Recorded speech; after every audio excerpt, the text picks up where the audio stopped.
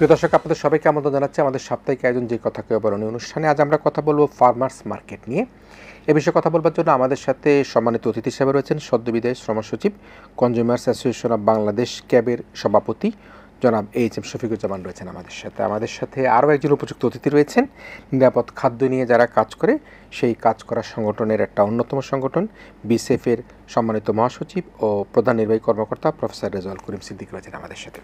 আমরা দুজনকে স্বাগত জানাই আমাদের আজকের এই ফার্মার্স মার্কেট নিয়ে আমাদের সাথে যুক্ত থাকবার জন্য। কেন ফার্মার্স মার্কেট কেন করা হচ্ছে, আমি সম্মানিত সাবেক সচিব মহোদয়কে দিয়েই শুরু করতে চাই। ক্যাবের সভাপতি আপনার দায়িত্ব ভার গ্রহণ করার পর থেকে আমরা দেখছি যে ভোক্তা অধিকারে আপনি যেভাবে ভোক্তাদের অধিকার প্রতিষ্ঠার জন্য কাজ করছেন, ক্যাব অবশ্যই কিন্তু সেভাবে আপনি চেষ্টা করছেন। ইনশাআল্লাহ আমরা আশা করি সকল শ্রেণী পেশার মানুষ ক্যাবকেও কিন্তু জাগ্রত করে মানুষকে ন্যায্য মূল্যে এবং যারা ভোক্তারা প্রতারিত হয়, ক্ষতিগ্রস্ত নয় সেটা। আমাদের একটা বিষয় সেটি হচ্ছে যে নিম্ন মধ্যমের মানুষরা কিন্তু একটা অস্থির থাকে যখন বাজারের মূল্য তারা তাদের যে আয়ের সাথে সামঞ্জস্য রাখতে না পারে। বিশেষ করে আমরা তরি তরকারি, মাছ, মাংস, ডিম, আলু, পেঁয়াজ এসবের কথা যখন বলি, যখন দাম বাড়ে তখন কিন্তু দেখা যায় ভীষণ একটা বড় প্রতিক্রিয়া হয়।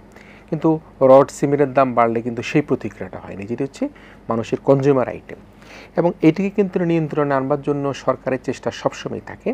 কিন্তু আমরা যেটা দেখি সেটি হচ্ছে যে একেবারে যশোর থেকে যে সবজিটি ঢাকায় কারণ বাজারে আসছে, কারণ বাজার থেকে মোহাম্মদপুর যাচ্ছে, কৃষি মার্কেটে যাচ্ছে, সেখানে কিন্তু 3 গুণ 4 গুণ করে বেড়ে যাচ্ছে।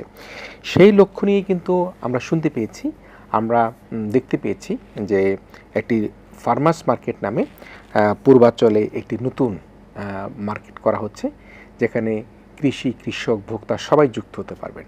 সে বিষয়ে আপনিও একজন উদ্যোক্তা হিসেবে কাজ করছেন, উদ্যোক্তার সাথে, এবং আমাদের রেজাউল করিম সিদ্দিক ভাই, উনি তো কৃষি নিয়ে বহুদিন থেকে কাজ করেন, তিনিও কাজ করছেন। এই মার্কেটটি আসলে কি হতে যাচ্ছে, কেমন তার পরিসর হবে, এবং আসলেই কি ভোক্তারা সেখানে সুফল পাবে কিনা? ধন্যবাদ আপনাকে, এবং আমি এটিএন বাংলাকে ধন্যবাদ জানাবো ক্যাবের পক্ষ থেকে যে এই বিষয়টি নিয়ে আজকে আলোচনায় আয়োজন করার জন্য।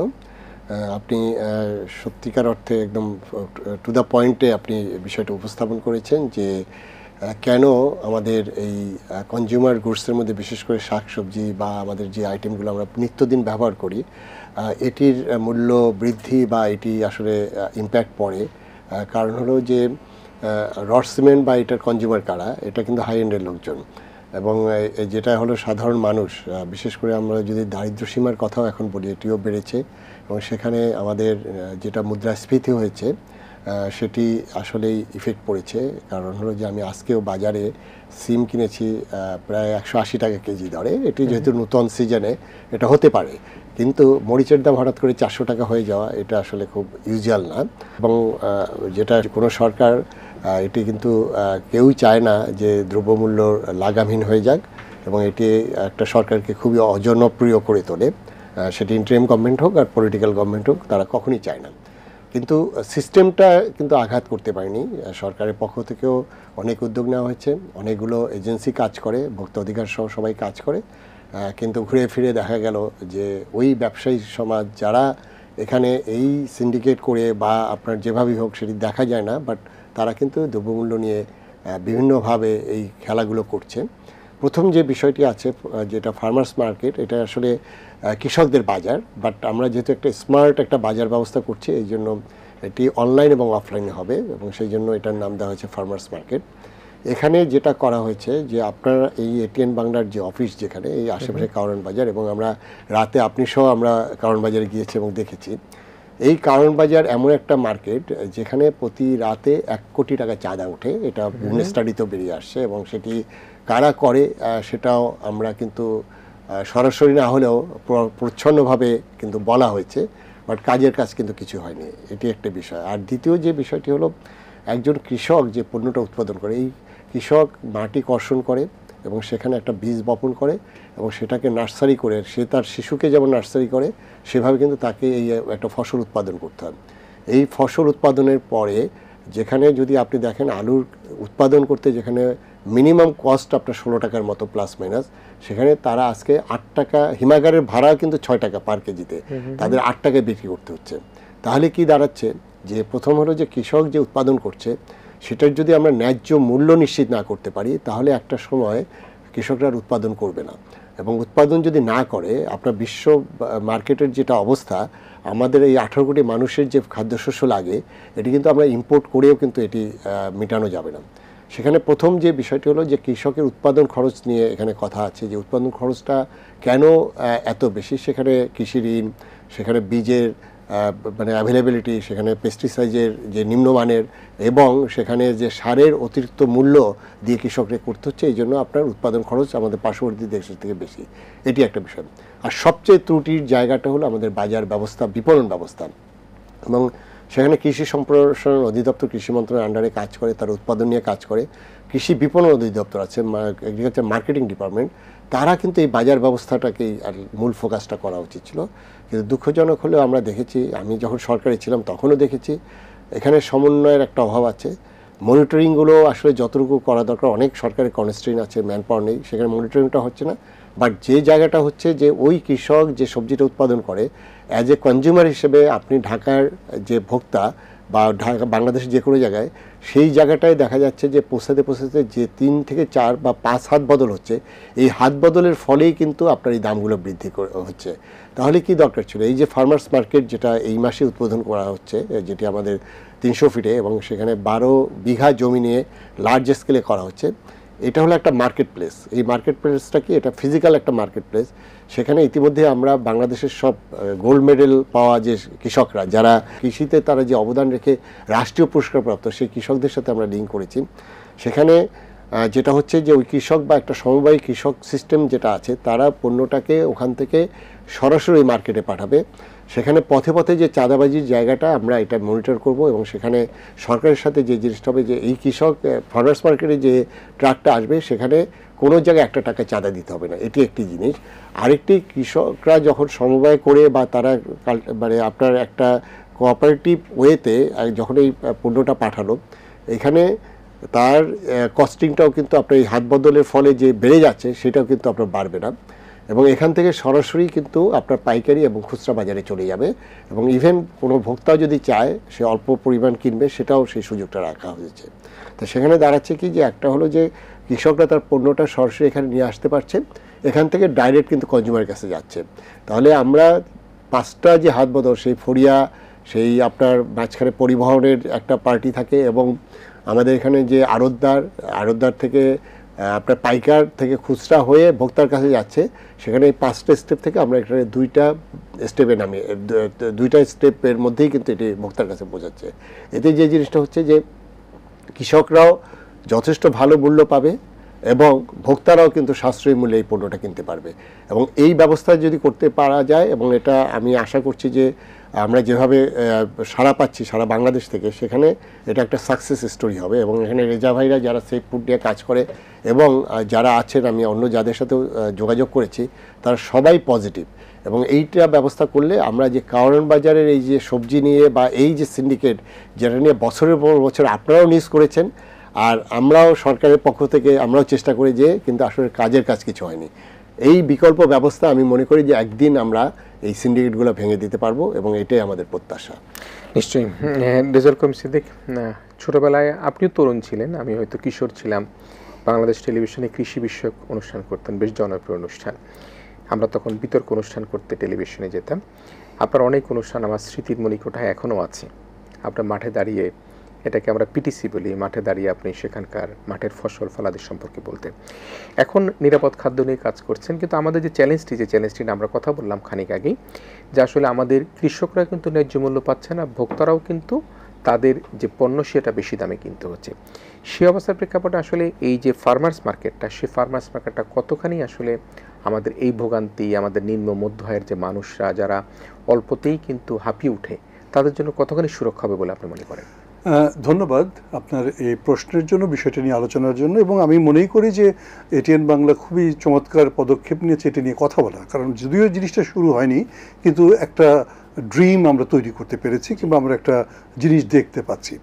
আপনি যে কথা বলছিলেন সেটা খুবই সত্য কথা, যে বাংলাদেশের কৃষকরা 3 মাস 4 মাস কষ্ট করে ফসল ফলিয়ে যেটুক মার্জিন পান তার চেয়ে অল্প সময়ে 2 ঘন্টা 4 ঘন্টা 5 ঘন্টার ভেতরে কিন্তু মধ্যস্বত্বভোগীরা তার চেয়ে অনেক বেশি মার্জিন নিয়ে যান। আমাদের কথা হচ্ছে যে মধ্যস্বত্বভোগী থাকবে না তা কিন্তু না, কারণ মধ্যস্বত্বভোগীরাও কিন্তু একটি পার্ট। আমরা যদি বিজনেস সিস্টেমের কথা যদি বলি, উৎপাদন থেকে ভোক্তার কাছে মাঝখানে যে অংশটি আছে সেটা হচ্ছে ব্রিজ লাগে একটা, এই ব্রিজের ভিতরে কিন্তু এই মধ্যস্বত্বভোগীরা থাকবেন। কিন্তু যে কোনো প্রকারই হোক না কেন আমাদের দেশে কিন্তু রেসপন্সিবল বিজনেস কমিউনিটি দাঁড়ায় নাই, যে কারণে তারা প্রত্যেকেই কিন্তু ওই সময়গুলোকে তাদের হাতে যখন পণ্যটা আসে তখন তারা সেটাকে তাদের মতো করে ব্যবহার করার চেষ্টা করে। যেমন একটা ছোট্ট এক্সাম্পল বলি, আমাদের দেশে বছরে এক সময় 1 লক্ষ টন ইলিশ উৎপাদন হতো, এখন 5 লক্ষ টন ইলিশ উৎপাদন হয়। বাকি ইলিশ যায় কোথায়? আমরা তো ইলিশ যখন ধরা পড়ে ঝাঁকে ঝাঁকে যখন খবর আসে তখনও তো বাজারে আমরা ইলিশটা দেখি না, অর্থাৎ তখন কিন্তু ওগুলো কিছু কিছু অংশ চলে যায় কোনো কোল্ড স্টোরেজে কোনো একটা জায়গাতে, এবং আপনি আজকে বাজারে যে ইলিশটা কেনেন সেই ইলিশটাও কিন্তু কালকের ধরা না, এটা কিন্তু হয়তো 2 মাস আগের, হয়তো 3 মাস আগের, হয়তো কোনো ক্ষেত্রে 6 মাস আগের। তাহলে দেখা যাচ্ছে কি যে মার্কেটে কিন্তু অনেক প্লেয়ার আছে যারা অনেক ক্ষেত্রে খুব ফেয়ার প্লে করছে না, এবং ফেয়ার প্লে না করার কারণেই কিন্তু এই সংকটগুলো তৈরি হচ্ছে। সিন্ডিকেটের কথা বলা হচ্ছে, এ যাবৎকাল আমরা সিন্ডিকেটের উপরে দায় চাপিয়েছি, কিন্তু কখনো সিন্ডিকেটকে ভাঙার জন্য কোনো বিকল্প পন্থা তৈরি করিনি। এবং যে কথাটি শফিকুজ্জামান সাহেব বলছিলেন যে আমাদের ডিপার্টমেন্ট অফ মার্কেটিং, যেটা এগ্রিকালচার মার্কেটিং ডিপার্টমেন্ট, তারা কৃষকের বাজার করেছে, কিন্তু সে বাজারটি 7 দিনের জায়গায় 2 দিন খোলা থাকছে, তাও পুরো দমে খোলা থাকছে না। তার মানে তারা আসলে একটা দায় মানে তারা একটা দায় মোচন করেছে যে আমরা কৃষকের জন্য একটা বাজার করেছি, কিন্তু বাজার তো 7 দিনের মধ্যে 2 দিন খোলা থাকবে সেটা না, বাজার তো প্রতিদিন খোলা থাকতে হবে, এবং কৃষকদেরকে পর্যায়ক্রমে সেখানে আনার ব্যবস্থা করতে হবে। তবে চ্যালেঞ্জ অবশ্যই আছে আমাদের। তো ধরেন যে মাঠের ভিতরে ফরিয়া আছে, ফরিয়ার থেকে ব্যাপারী আছে, ব্যাপারীর থেকে প্যাকেজিং লোকালি প্যাকেজ করে লোকাল পাইকার আছে, সেখান থেকে আবার আপনার ট্রান্সপোর্ট আছে, ট্রান্সপোর্টের পরে সেটা আবার চলে আসে কাউরান বাজারে, সেখানে আড়তে আসে, আড়তের পরে আবার ক্ষুদ্র পাইকার, আবার বড় পাইকার, এবং এরকমভাবে কিন্তু উনি 5 হাত বলেছে, আমি তো অনেক সময় দেখি যে না অনেক বেশি হাত এ সমস্ত জায়গাতে আছে।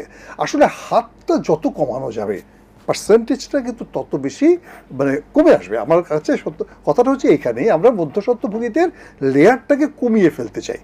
আমার কাছে মনে হয়েছে, আমি নিজেও সেখানে গিয়েছিলাম, তারা যে প্ল্যান করেছেন যেটা উনি বললেন যে সরাসরি কৃষকরা বা কৃষকদের গ্রুপ তারা তাদের পণ্য পাঠাবে, তাহলে ওইখানে যে স্থানীয়ভাবে যে ফড়িয়া ব্যাপারী যে গ্রুপগুলো ছিল সেই গ্রুপগুলো কিন্তু এলিমিনেট হয়ে যাচ্ছে এমনিতেই। তারপরে সেগুলো এখানে যখন আসবে এখানেও কিন্তু সরাসরি খুচরা বাজারের ব্যবসায়ীরা কিংবা কাউরান বাজারের ব্যবসায়ীর মোহাম্মদপুর বাজার বা মিরপুর বাজারের ব্যবসায়ীরা তারা সেখান থেকে কিনে এনে তারা কিন্তু কাস্টমার পর্যায়ে দিতে পারবে।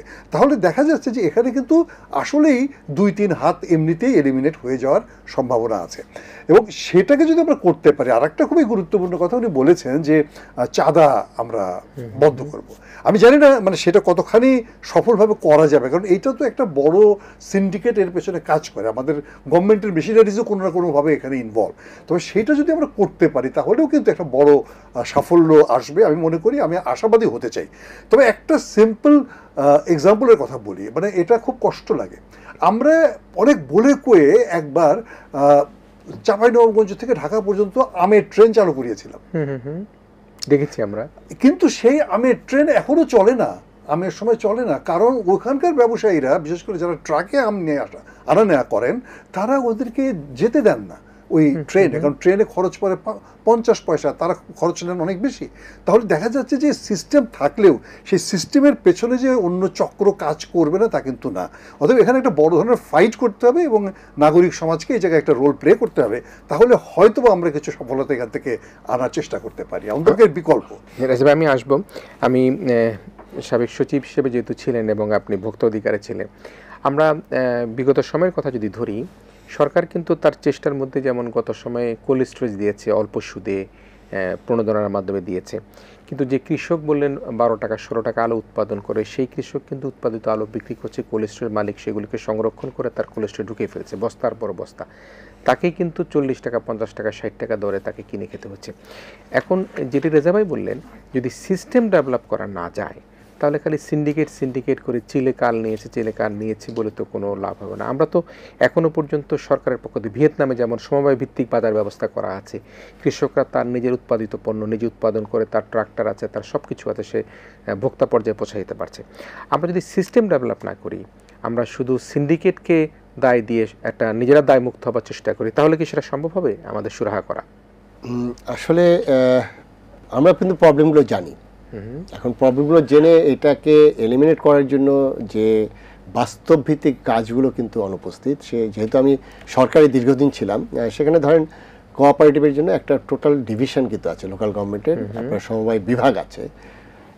আমরা কি খুবই দৃশ্যমান এই বিভাগের কার্যক্রম দেখি? তাদের মূল কাজটাই ছিল কৃষকদেরকে সংগঠিত করে তার সমবায় ভিত্তিক। এবং আপনি দেখেন, আমি মানে এই আইডিয়াটা কিন্তু আমি জেনারেট করেছি এই ফার্মার্স মার্কেটে। আমি কিছু তরুণ উদ্যোক্তা তারা এখানে লার্জ স্কেল ইনভেস্ট করেছে, সেটা আমার পরামর্শেই করেছে। আমি কেপটাউনে গিয়েছিলাম আমরা একটা প্রোগ্রামে বছর দেড়েক আগে, সেখানে এই মার্কেটের এই মডেলটা দেখে আসলাম এবং আমাকে খুব ইমপ্রেস করেছে। অর্থাৎ কৃষকরা জানে যে তার পণ্যটা কোথায় কত টাকায় বিক্রি হচ্ছে, এটা অ্যাপসের মাধ্যমে সে জানে, এবং কৃষকের রেটিংও করা হচ্ছে। এখন ধরেন এই যে সমবায় বিভাগ আছে, তা আমরা কি এই কৃষককে, আমরা ধরেন ওখানে একটা গ্রামে 100 জন কৃষককে যদি সংগঠিত করতে পারতাম, তাদের নিজস্ব একটা পরিবহন ব্যবস্থা যদি থাকতো, এবং এখানে অলরেডি যেটা রেজা ভাইও বললেন যে সরকারি উদ্যোগে কিন্তু আপনার কৃষকের বাজার কিন্তু আছে, বিভিন্ন জায়গায় কিন্তু করা হয়েছে, সেখানে খাকা করে। কারণ হলো যে সরকার বাজারের আপনার ডেভেলপমেন্টের একটা বিষয় থাকে, প্রজেক্ট আছে, সেই পর্যন্ত কিন্তু আপনার ঠিক আছে, কিন্তু এটি যে সাস্টেইনেবলভাবে চালাতে হবে সেখানে কিন্তু দেখা গেল যে ওই কার্যকরী পদক্ষেপটা নেই। একইভাবে আপনি যেটা বললেন সংরক্ষণের বিষয়, আপনি জানেন যে আমাদের পেঁয়াজ যেটুকু লাগে তার থেকে প্রায় 8 থেকে 10 লক্ষ টন কিন্তু বেশি আমাদের উৎপাদন হয়। সেই বেশি উৎপাদনটা মানে হলো যে আমাদের যেহেতু মার্চ মাসে আমাদের একদম মানে হারভেস্টের সিজন, ওখান থেকে কি এই পেঁয়াজটাকে ট্র্যাডিশনাল পদ্ধতিতে সংরক্ষণ করে সারা বছর, এই আপনার এখন কিন্তু অক্টোবর এই সময়টা কিন্তু আস্তে আস্তে আপনার ক্রাইসিস তৈরি হয়, প্রতি বছর কিন্তু এই সময় ক্রাইসিস তৈরি হয়। আমরা যে উৎপাদন বেশি করছি, এই পেঁয়াজ কোথায় যাচ্ছে? এটি আসলে যেটি সংরক্ষণের অভাবে একটা প্রায় 25 থেকে 30% কিন্তু নষ্ট হয়ে যাচ্ছে। এই কারণে সরকার কিন্তু একটা উদ্যোগ নিয়েছিল, যেটি হলো যে এই ট্র্যাডিশনাল পদ্ধতি থেকে আপনার একটু ডেভেলপ, একদম পুরোপুরি আলুর মতো কোল্ড স্টোরেজ দেয়, কিন্তু এইভাবে একটা করা হয়েছিল। কিন্তু এটি দেখা গেল যে একটা প্রজেক্ট নেওয়া হয়েছিল, প্রজেক্টের কাজ শেষ, বাস এটা কিন্তু আপনার সবে সেই আর এটা কেউ খোঁজ নিচ্ছে না। সেখানে ইম্পর্টেন্ট একটা বিষয় যে আমাদের ডাটার একটা প্রবলেম আছে। সেই ডাটার প্রবলেমটা কি আমি আসলে জানি না। আমার এই 18 কোটি মানুষ আসলে কত কোটি মানুষ, এটাও কিন্তু মানে এখন অনেকেই প্রশ্ন করছে। তাহলে আমার আসলে কতটুকু কনজাম্পশন, আমার ডিমান্ডটা কত, এটা কিন্তু আমি জানি না। এখন ধরেন আমাদের কৃষি ডিপার্টমেন্টের যে এক্সটেনশন ডিপার্টমেন্ট আছে, তাদের কিন্তু একদম রুট পর্যায়ে আপনার উপজেলার নিচেও ইউনিয়ন এবং ব্লক পর্যন্ত কিন্তু তাদের বিভিন্ন লেভেলের লোকজন আছে। আমি আলু উৎপাদন আমার ডিমান্ড অনুযায়ী আমি কতটুকু করব, এটি কি এখনকার এই যে মডার্ন যুগে বা এখন ডিজিটাল বাংলাদেশ বা আমরা এখন যে ডিজিটালাইজেশনের দিকে গেছি, সেটা কি এই তথ্যগুলো সংরক্ষণ করা এটা কি খুব কঠিন কাজ? কঠিন কাজ না। আলুতে প্রবলেম হয়েছে কি এই বছর, যে গত 2 বছর আলুর দাম যখন বেশি ছিল, কৃষকরা বেশি আগ্রহী হয়ে অতিরিক্ত উৎপাদন করে ফেলেছে। এখন এই অতিরিক্ত আলু আপনার কোল্ড স্টোরেজে রেখে, এটা তো আর আপনার ডিসেম্বর মানে নভেম্বর পর্যন্ত কোল্ড স্টোরেজে রাখা যায়, এরপর কোল্ড স্টোরেজের কিন্তু আপনার ইলেকট্রিসিটি বন্ধ করে দেয়। তাহলে আপনার এখন যেটা হচ্ছে, আমার ডিমান্ডের থেকে উৎপাদন বেশি হয়ে গেছে, সাপ্লাইটা বেশি হয়ে গেছে, এখন এই জন্য আলুর দামটা পড়ে গেছে। আবার দেখবেন যে আগামী বছর যেটা হবে, আমি এখন আপনি এটা লিখে রাখতে পারেন, সেটা হলো কৃষকরা এবারে অনেকে কিন্তু বসে গেছে, তাদের টাকাটা দাদন নিয়ে যে আলু উৎপাদন করেছে তারা বসে গেছে, এবং আগামী বছর তারা আলু উৎপাদন কম করবে, এবং তখন কিন্তু দেখা গেল আলুর কিন্তু বাজার আবার নিয়ন্ত্রণহীন হয়ে যাবে। তাহলে কি দরকার ছিল যে আমি আসলে প্রতিটা জায়গায় আমি কতটুকু উৎপাদন করব আমার চাহিদা অনুযায়ী, সেটিকে আমরা মনিটর করতে পারি না? অবশ্যই করতে পারি, কিন্তু এই জায়গাগুলোতে সরকারের বোধহয় আরও বেশি উদ্যোগ নেওয়া দরকার। কারণ আমি আসলে জানি না যে আমার ক্রাইসিস আছে কিনা, এবং ক্রাইসিস থাকতে পারে কোনো কারণে, আপনার অতিবৃষ্টি, খরা বা বন্যার কারণে আপনার একটা ফসল হানি হতে পারে। তাহলে আমি এটি যদি জানি, তাহলে আমি কি করতে পারি যে একটা প্রপার টাইমে কিন্তু আমি প্রয়োজনে ইম্পোর্ট করতে পারি। তারপরে তথ্যটা খুবই ইম্পর্টেন্ট, এবং এই জায়গাটা কিন্তু একটা বড় ধরনের আপনার আছে, যেমন বিবিএস এর ডাটা, এগ্রিকালচারের ডাটা, এর মধ্যেও আবার আমাদের সরকারি ডাটাগুলোর মধ্যেও কিন্তু অনেক রকম গরমিল আছে। নিশ্চয়ই আমরা মিথ্যা তথ্য দিয়ে তো দেখতাম বিবিএস নানাভাবে আমরা সেখানে জন্ম মৃত্যু হারও মিথ্যা তথ্য ছিল, বাল্যবিবাহের মিথ্যা তথ্য ছিল। সুতরাং আলু পেঁয়াজ রসুন উৎপাদনে তো মিথ্যা তথ্য ছিলই, এবং মিথ্যা তথ্যে ভরা ছিল বিবিএস, এবং সরকার নির্দেশিত তথ্যই সেখানে আমরা দেখতাম দেওয়া হয়েছে। আমি একটা সবশেষে আসতে যে ফার্মার্স মার্কেট নিয়ে যেটি কথা বলি, এখানে আমার কাছে, আমার পারসেপশন, আমি যতটুকু দেখেছি, আমার কাছে মনে হয় এটি শুধু একটা ব্যবসায়িক প্রশ্ন না, এটি একটি সামাজিক উদ্যোগও, এবং এই উদ্যোগের সাথে কিন্তু আমি মনে করি সকল শ্রেণী পেশা মানুষের অন্তর্ভুক্ত হওয়া দরকার, মানসিক সাহস দেওয়া দরকার যারা এটার মূল উদ্যোক্তা, যারা ইনভেস্ট করছেন। সেই জায়গাটা এই সামাজিক উদ্যোগটাকে আমরা কিভাবে সবাই মিলে আমরা সহযোগিতা করতে পারি? মানে প্রথমত দেখেন যে আমাদের নাগরিক সমাজ, বিশেষ করে যারা মানে এই খাদ্যদ্রব্য নিয়ে কাজ করেন বা কৃষি বাজার নিয়ে কাজ করেন, উৎপাদন নিয়ে কাজ করেন, তারা সবাই চান, দুটো প্রফিটই চান। তারা চান যে আমাদের কনজিউমাররাও যেন একটা মানে মানে লাভজনক মূল্যে তাদের পণ্যটা কিনতে পারেন, আবার আমার কৃষকরাও যেন তারা একটা লাভজনক মূল্যে পণ্যটি বিক্রয় করতে পারেন। সবচেয়ে বড় কথাটা হচ্ছে যে এই জায়গাটি নিয়ে কথা বলার জন্য অনেক মানুষ আছেন, কিন্তু আমি বলছি যে তাদেরকে একটু অ্যাক্টিভ করা, মানে তারা নিজেরা সক্রিয় হওয়ার একটা প্রয়োজন আছে। এবং আপনি যে কথাটি বলেছেন এটা খুবই গুরুত্বপূর্ণ। এটা শুধুমাত্র একটা ব্যবসা না, এটা একটা সামাজিক কাজ এবং সামাজিক ব্যবসা, আমি যদি এভাবে সোশ্যাল বিজনেসের পয়েন্ট অফ ভিউ থেকে বলি, এবং এখান থেকে একটা প্রফিট হবে, যারা ইনভেস্ট করেছেন তারা সেখান থেকে প্রফিট পাবেন। আবার যদি মনে করেন যে একজন কৃষক আজকে 2 টাকা করে পেঁয়াজ বিক্রি করেছে তার নিজের গ্রামে, কিন্তু এখানে এসে এটা 8 টাকা করে বিক্রি হলো, তাহলে এখান থেকে যদি কিছু বাড়তি প্রফিট পরবর্তীতে, যেমন মিল্ক ভিটার দুধের ক্ষেত্রে হয়, যেমন মিল্ক ভিটার দুধ একটা নির্দিষ্ট মূল্যে কিন্তু মিল্ক ভিটা কিনে নিয়ে আসে, কিন্তু সারা বছরে ব্যবসা করার পর যে অতিরিক্ত কোনো মুনাফা যখন তারা সেখান থেকে পায়, সেই মুনাফার একটা অংশ কিন্তু আবার ওই দুধের উৎপাদনকারীকে ফেরত দেওয়া হয়।